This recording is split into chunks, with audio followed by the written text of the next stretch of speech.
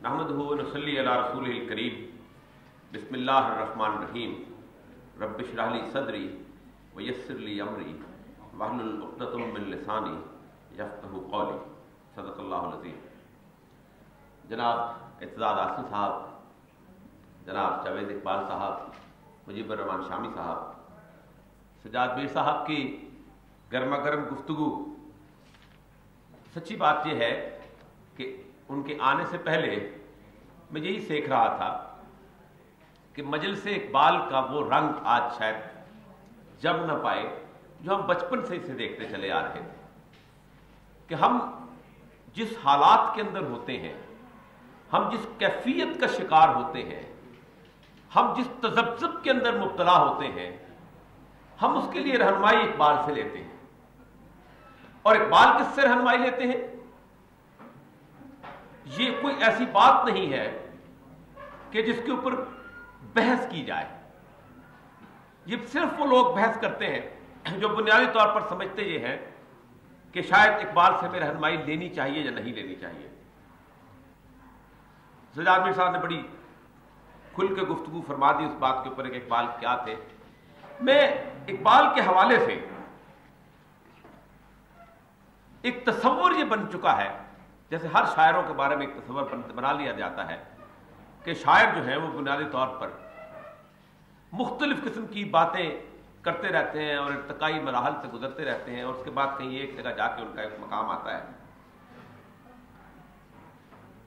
इकबाल के यहाँ एक अजीब व गरीब मकालमा है को जो शुरू से लेके बांगे दरा के पहले शेर से लेके आखिरी शेर तक एक ताल्लुक है जो कुछ चला आता है, और वो ताल्लुक दो चीजों से है, एक अल्लाह की जात के साथ और दूसरा रसूल के इश्क के साथ।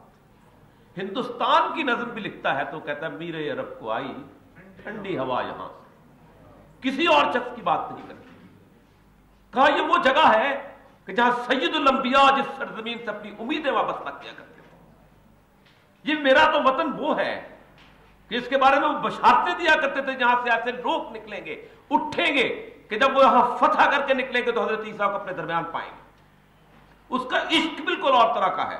और कमाल की बात है, कोई शख्स जिंदगी के अंदर इतना बड़ा दावा नहीं कर सकता सैयदुल अंबिया के साथ जितना इकबाल ने किया है कि गर दिलम माइनाए बेचौहरस्त दर बहर फम गैर कुरान मुज़मरस्त। ऐ अल्लाह, अगर मेरे दिल के अंदर कुरान के अलावा कोई और चीज मौजूद है, पर्दाए नामूस से फिक्रम चाक कर, मेरा पर्दा नामूस है जो मेरी इज्जत बनी हुई है बैसियत शायर, उसको चाक कर दे, मुझे बदनाम कर दे।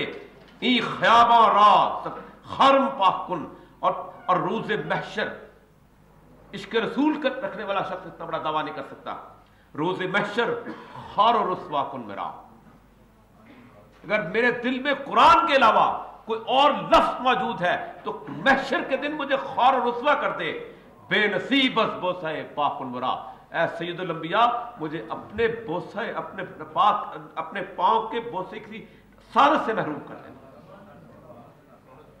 ये दावा आसान दावा है।